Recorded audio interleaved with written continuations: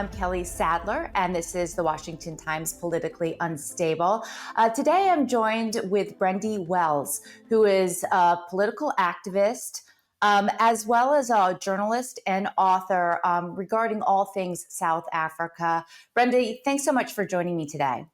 Thank you so much for having me, Kelly. It's an honor. So there was an explosive Oval Office encounter between President Trump and the South African president, Ramaphosa, last week, a couple weeks ago. It rivaled that of the President Trump meeting with Zelensky in the Oval Office. And there's been a lot of fact checking going on about what's exactly happening in South Africa. To white farmers, why there is such a white flight from the country. Between 1985 and 2021, over 600,000 white South Africans left the country. President Trump has given the Afrikaners refugee status here in the United States. The State Department reports about 70,000 have applied for this refugee status. And 59 were admitted into the country a few weeks ago. But Brendy, I'd like you to tell me about your experience in South Africa, because largely the mainstream media doesn't believe that this race, this reverse racism is happening in the country since, ending apartheid and Nelson Mandela. The country has made great strides on the race issue. Absolutely. And again, this is again a whole mainstream narrative that has been massaged over the last few decades as a result of what has actually happened in South Africa. When Nelson Mandela became president, it was hailed as a huge victory. But for us in South Africa and the people in South Africa, and I'm not talking about white people or black people, I'm talking about the South African people, because we are a people and we are one nation. And that's how we always saw it. But what happened, it was a communist takeover in the sense that what we experienced here in America, and I've been here now for 10 years. So I've had the experience having been born in South Africa, growing up there, and I've been trying to raise the alarm for the last 11 years, trying to tell people, listen, they're killing the farmers over there, and just being ridiculed and censored and everything that goes around that, because it goes against the narrative. But what happened, it was a communist takeover, and these people that are currently in power are globalists, and it doesn't really matter what their skin color is. And they've always made it about race, just like they do it here in America. It's always black and white, or a sexism or racism or something, where it, in fact, has got nothing to do with that. It was a globalist takeover of the country, and they blamed apartheid for everything that has gone wrong. They've been in power for 35 years, and everything that goes wrong that they do, they blame it on apartheid, where in fact the white South Africans voted for the transformation in hordes. So the white South Africans never wanted a race war. They just wanted to live in peace with everyone. And that's what happened. We became what they called a rainbow nation, and the government turned against a certain group, minority people.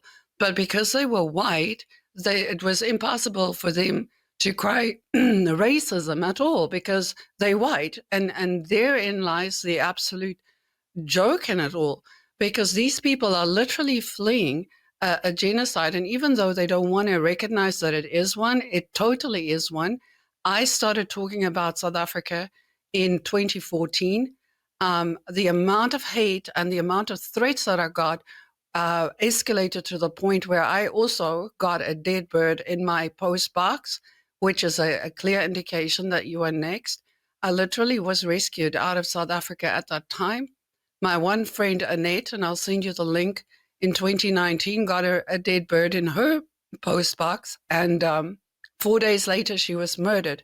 She was, I don't know, it was awful. She was raped with a steel pipe and bludgeoned to death with a hammer. I mean, I can tell you stories after stories after stories. I attended 180 funerals in 2014, 2015 of people that I knew, not just random funerals. These were people, friends, families, and it's not just on the farms. It's everywhere. And the violence is just escalating. And then with the likes of the president himself, Zuma at the time, and that was the clip that President Trump played in the Oval Office, singing that he was going to kill the white man with a machine gun, and that cabinet is going to hit the white man with a machine gun. If that's not racism, I don't know what is. Yeah, no, you're absolutely correct. And President Trump did bring the receipts in that Oval Office meeting, showing video clips, articles about South Africa post apartheid. And one of the things, the mainstream media claims that there is no white genocide happening. All the fact checks say there is no white genocide happening. What I discovered in researching this topic is there's no official statistics that are kept by the South African government documenting any of this. So by and large, the mainstream media, you said, okay, none of it's happening since we don't have the statistics to prove that it's true. But anecdotal accounts like yours are overwhelming, and the numbers speak for themselves. Just how many South Africans have left the country, either coming to the United States or going to other neighboring countries. So, I'd like to talk to you about the crime in South Africa, because one of the main talking points is crime is rampant within the country, and it doesn't really matter what skin color you are. But the argument is disproportionately, since whites are such a minority, white farm owners are such a minority, they receive, outsized number of hate crimes as opposed to the overall high crime rates that everyone. I mean, talk about crime, and is it a universal problem, or is it disproportionately targeted at white farmers? Well, crime is a huge problem in South Africa. I mean, you cannot walk down the streets. When I came to America 10 years ago, I couldn't believe I could take my dog for a walk in the street and not be scared. People in South Africa live behind 6 foot walls, and alarm companies, private security companies has become a big business there, because the police just cannot control crime. Rape is terrible. I've reported 40,000 rapes that's been reported in August of last year, and that's only 2% of people actually reporting it. So that's also a very, very large statistic. But the point is that there is a concerted effort to kill farmers, and I believe it is to affect the supply chain and food. So many farmers have been driven off their land by squatters and violence, but the gangs that go and do these farm killings are not South African. They are gangs that are coming over the border from Zimbabwe predominantly, and they actually use police firearms. They rent their firearms from the police, and after they've gone on their crime spree, they hand those weapons back. And I can send you documented proof thereof. I'm not just making this up. I've been reporting on this for 11 years.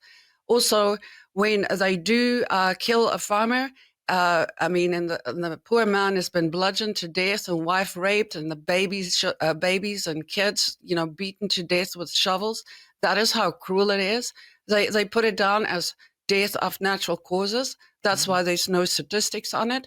And then when they do catch any of these criminals who commit these crimes, the next day they're back on the street, because the whole judicial system has failed as a result of communism.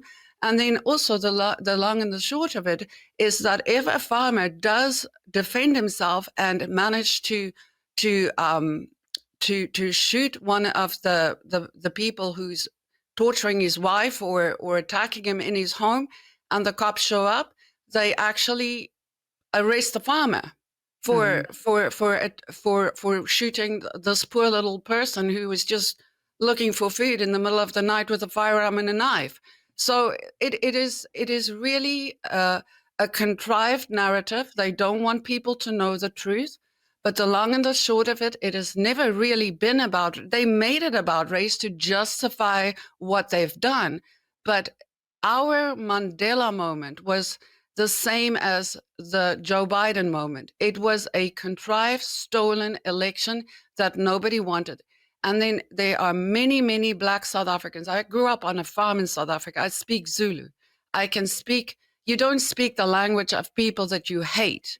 So that is also contrived. It's not true. There is, the South Africans are banding together, and even the Black people who try to speak up against this. One of my friends, Sipho, he walked 200 miles to deliver a note to Parliament to ask them to please look into the farm matters and stop it. And the threats that this man get. So even the Black people are scared to speak up. The ones that you are seeing on the internet that is so loud is, and there's white and Black people talking against it. But again, it's the same as in America, where you have your leftist mindset and then you have the conservative patriots. And it's got, again, nothing to do with skin color, because there's many Black people that stand with the white people because they can see what is going on. And then you have this militant leftist mindset that just denies, they deny their lying eyes because it's happening right in front of them. Well, we know that President Trump has been concerned with South Africa since he entered office. Marco Rubio did not attend the G20 that was held in South Africa this year. He skipped it. All federal aid, foreign aid to the country has been blocked. We know that the president wanted to show his displeasure with the South African president, a few weeks ago in the Oval Office. That meeting was requested by South Africa. But I want you to talk more about the ideology of the new government. We've seen the South African government, as you said, become more communist. Most recently, just last year, they passed legislation that allows the confiscation of farmland that the government deems to be in the public interest. And that's without any compensation to many of these farmers. They've also hosted Hamas for conferences after October 7th, attack on Israel. They've conducted military strikes or acts with China and Russia. They're strengthening their ties with Iran, purchasing its oil. They entered the BRICS system, which is China's way to gain monetary influence globally. But can you talk about some of these very anti-democratic steps that the government is currently taking, and how do we get them back on track to become the country that Nelson Mandela dreamed? Well, again, just to get back to what you just said, is that you've just seen that they've become more communist. They have always been communist. Nelson Mandela himself was a communist. He was a 33rd degree Knight of Malta. He was funded by Soros. I can give you evidence. People, the narrative of who this man was and who he really was are two different things. And even his wife, Winnie Mandela, she invented necklacing, where they take a tire and put gasoline in it and put it over your head and burn people literally in the streets. So it hasn't just recently become more communist. It is just that the media and people are starting to talk about it. This has been a communist takeover of South Africa 30 years ago when it happened. And the whole thing is that they painted it as a liberation movement. They used Mkhonto Isizwe, which is your Black Lives Matter and your Antifas, to overthrow a government. South Africa only became a republic in 1961. Everything that we were accused of, the forcible land removals and all of that, what they said the white people did, that was done by the British government when they were a union in the late 1800s under the Glenn Grey Act, and that was Cecil John Rhodes. The Afrikaner wanted nothing to do with that. They fought 2 Boer wars to get rid of that, where black and white fought against the English together, and they threw black and white people together in concentration camps. during the Second World War. That was when the Union of South Africa happened. In 1948, the South African White Afrikaner came into existence. In 1961, we became a republic. And the very first thing that Nelson Mandela did when he became the president of South Africa is he rejoined the Union, the Commonwealth Union. So the point is, this has always been a power grab by the globalists. It has never been about race. And the people who live on the ground in South Africa can see it. Even the Black people are speaking up, but they are scared to say anything because they are being targeted. They get intimidated. They are even told that if they don't vote for the ANC, that their ancestors will punish them. I mean, this is really, really horrible what is happening, and my heart bleeds for South Africa. And the fact that President Trump actually called it out in the Oval Office, Cyril Ramaphosa sat there and denied it. He lied. He said it's not true, that they're not going to confiscate the land. Where, I mean, I witnessed the speech that he made with my own two eyes, where he's saying that they're definitely going to do it. They always say one thing and do something, the complete opposite. And the person that came with him, Johan Rupert, he's an oligarch. He is the richest man in South Africa. And it was just a joke that he came with as Cyril Ramaphosa's token white businessman to prove that we are not racist. Johan Rupert was behind the movement to take over South Africa. And that is the point. It's all smoke and mirrors. It has always been a communist takeover. And I say it's a communist takeover in blackface because they told the Black people that these were the liberators. And the South African Black people are suffering more today than they've ever suffered. Under the previous government, I mean, no government is perfect, but they tried. And we tried with the homelands. We built hospitals, we built schools. The people had free healthcare, free education. Everything to them was free and was funded by the white South African government. And if that was and if that was our biggest crime, I guess then we're guilty.